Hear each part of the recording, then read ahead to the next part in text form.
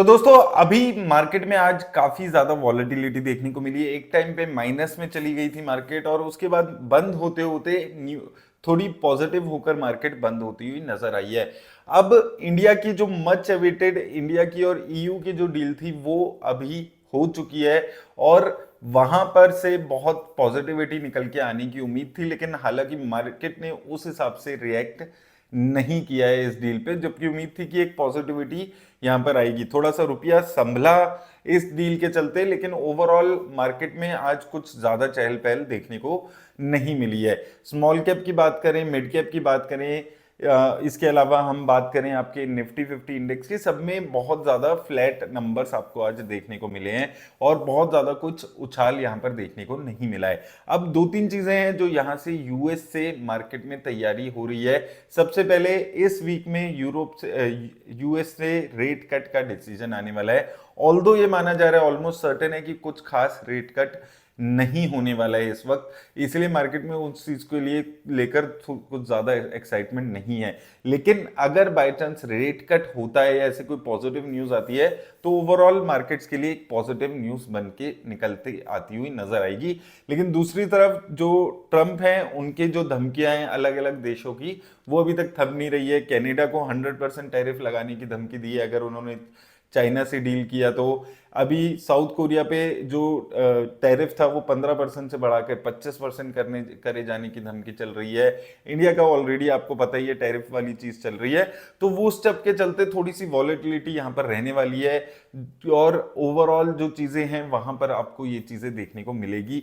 US में अभी जो एआई स्टॉक्स हैं वहां वो थोड़े से महंगे हो गए हैं, काफी ज्यादा महंगे हो गए हैं, तो वो एक कंसर्न ओवरऑल निकल कर आ रहा है। इंडिया में अभी बहुत ज्यादा कोई एआई थीम बनकर नहीं चल रहा है, तो इसलिए वहां पर इंडिया में पर्टिकुलरली बहुत ज्यादा कुछ एआई को लेकर हलचल नहीं है। लेकिन यूएस में माना जा रहा है ऐसा कि एआई को लेकर थोड़ा सा यहां पर अभी ओवर वैल्यूएशंस की दिक्कतें नजर आने लगी है और अब यूएस और चाइना इनकी ज्यादा आपस में टकरार होने लगी है कि एआई की बेस्ट टेक्नोलॉजी कौन डेवलप कर पाएगा आने वाले टाइम में। तो ये सब चीजें मेजरली मैक्रो एनवायरनमेंट को थोड़ा सा हार्म कर रही है और इसी वजह से गोल्ड और सिल्वर ये दोनों ही जो मेटल्स हैं इनको इनकी डिमांड लगातार बढ़ रही है। और अब जो रिटेल इन्वेस्टर्स हैं उनके बीच में भी ईटीएफ की गोल्ड और सिल्वर की डिमांड बढ़ रही है।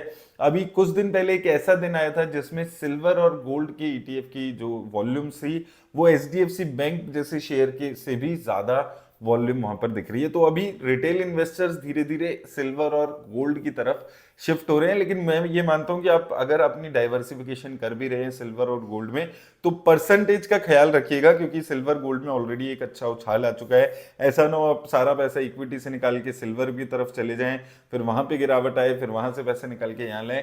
लेकिन जैसे अभी मैक्रो इकोनॉमी चल रही है कि किसी देश को किसी एक देश पे ट्रस्ट नहीं है, सिल्वर में खबरें आ रही हैं कि सिल्वर को का यूज जो है वो ईवी बैटरीज में किया जा सकता है, जिससे जो बैटरीज है वो और ज्यादा एफिशिएंट बनेगी।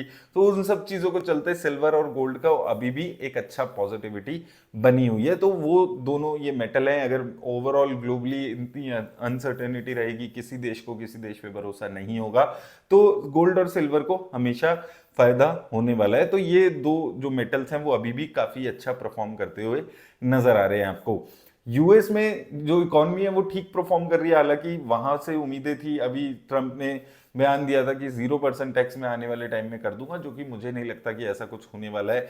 वो उनका बस अपना डिसीजंस को दिखाने का एक तरीका है कि टैरिफ हमने जीरो बढ़ाकर हमारे पास बहुत ज़्यादा वेल्थ आ रही है और उस वजह से हमारे जो सिटीजन्स हैं उनको कोई टैक्स नहीं देना पड़ेगा। लेकिन वो सब अब बहुत ज़्यादा बेकार की बयानबाजी ज़्यादा उनकी नज़र आती है।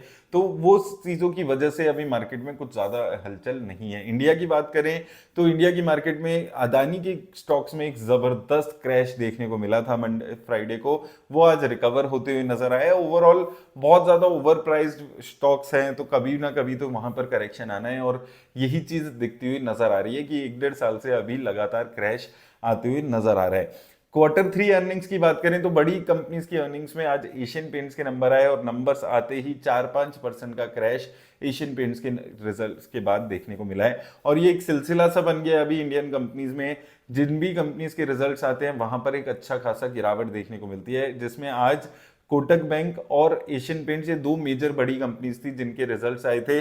कोटक का सैटरडे को आया था, एशियन पेंट्स का आज आया था। तो इन दोनों कंपनीज में एक अच्छा खासा क्रैश रिजल्ट्स के बाद आते हुए आपको नजर आया है, जो कि अभी बहुत, हमने पहले भी बात की थी, पहले हमने बैंकिंग सेक्टर में देखा था ये हाल होते हुए, उससे पहले आईटी सेक्टर, उससे पहले रिलायंस इंडस्ट्रीज, तो ये सिलसिला थोड़ा सा चल रहा है। हालांकि आज बैंकिंग सेक्टर ने ही ओवरऑल मार्केट को संभाला था, जिसमें 1.5% का उछाल निफ्टी बैंक में आपको देखने को मिला है, और उसी वजह से थोड़ी सी पॉजिटिविटी के साथ कंपनी आज जो हमारा इंडेक्स है वो बंद होते हुए नजर आया है। ओवरऑल देखिए, जो इंडियन इकोनॉमी है, जो इंडिया की स्टॉक्स हैं, वहां पर वही प्रॉब्लम्स हैं जो हमारी चल रही है।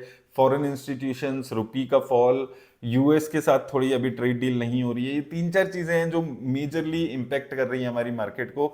और इसके साथ चौथा जो बड़ी चीज, जो Q3 की अर्निंग्स है, बहुत ज्यादा पॉजिटिविटी वाली चीजें हैं नहीं वहां पर, जिस पे बहुत ज्यादा डिटेल में डिस्कशन किया जाए कि भाई अच्छा हुआ है कुछ या नहीं हुआ है। तो वो सारी चीजें यहाँ पर अभी भी कुछ खास पॉजिटिव नहीं है। आज भी जो नंबर्स आए थे वो, उसके बाद उन कंपनीज में गिरावट ही आपको ओवरऑल देखने को मिली है। स्मॉल कैप मिड कैप में कुछ कंपनीज अच्छी हैं, स्टॉक स्पेसिफिक वहां पर चल रहा है, कुछ कंपनीज के रिजल्ट अच्छे आ रहे हैं, कुछ के खराब आ रहे हैं। लेकिन ओवरऑल अगर आप बिगर पिक्चर देखेंगे तो नेगेटिव टू एवरेज रिजल्ट्स ही यहाँ पर आपको कंपनीज के नजर आ रहे हैं, और इस वजह से मार्केट एक स्टेबल कंसोलिडेटेड फेज में चल सकती है। आज की मार्केट देखे तो अच्छा था कि गिरी नहीं, तो मार्केट एक तरीके से अच्छी रही। अब ये हफ्ते में सबसे बड़ा दिन आपका 1 फेब रहने वाला है, जहां पर बजट की अनाउंसमेंट होगी, लेकिन इस बारी बजट से बहुत ज्यादा उम्मीदें नहीं रख के चल रही है मार्केट, जो अच्छी बात है। जनरली जब कम उम्मीद होती है तो कुछ भी आता है तो मार्केट में एक पॉजिटिविटी उस रिजल्ट बजट के बाद देखने को मिल जाती है। तो लेट्स होप कि वो 1 फेब को आपको मार्केट उछलते हुए नजर आएगी। वेंसडे को, जब ये वेंसडे थर्सडे में जब ये यूएस के इंटरेस्ट रेट कट की डिसीजन आएगा, अगर वहां से पॉजिटिविटी आती है तो एक पॉजिटिविटी मार्केट में बन सकती है। उसके अलावा अभी मेजरली जो कंपनीज हैं उनके रिजल्ट्स अनाउंस हो चुके हैं, और मार्केट न्यूज बेस्ड और ये ज्यादा वॉल्यूम बेस्ड ही यहाँ पर अपने काम करने वाली है। इन्वेस्टर्स के लिए स्पेसिफिकली, अगर आप लॉन्ग टर्म इन्वेस्टर हैं, ये मार्केट थोड़ा अच्छा आपको अपॉर्चुनिटी दे रही है लॉन्ग टर्म के लिए, कम सस्ते में कंपनीज को एक्यूमुलेट करने का। तो वो आप जरूर अपना अपॉर्चुनिटी मत खोइएगा, थोड़ा थोड़ा अपना जैसे भी आप इन्वेस्ट कर रहे हैं वैसे करके आपको इन्वेस्ट करते रहना है, तो ही एक अच्छी आपको ओवरऑल मार्केट में रिटर्न्स लॉन्ग टर्म में बनती हुई नजर आएगी। तो ये है ओवरऑल आज मार्केट की सिचुएशन क्या चल रही है। लेट्स होप कि यहाँ से थोड़ी और कुछ पॉजिटिव न्यूज आए, फॉरेन इंस्टीट्यूशंस बाइंग दोबारा से करें, जहां से एक और पॉजिटिविटी नजर आए। डाइवर्सिफिकेशन करके चलिएगा, जैसे मैं हमेशा से बोलते हुए आ रहा हूं आपको, कितनी डाइवर्सिफिकेशन करनी है उसको भी समझकर इन्वेस्ट करिएगा। अब ऐसा नहीं करना कि सिल्वर और गोल्ड में अभी रिटर्न्स आ रही है तो सारा पैसा उठा के सिल्वर में लगा दे, वो थोड़ा सा समझकर और उस हिसाब से आप काम करिए। उम्मीद करता हूं आपको हेल्प मिलेगी इस वीडियो से। धन्यवाद।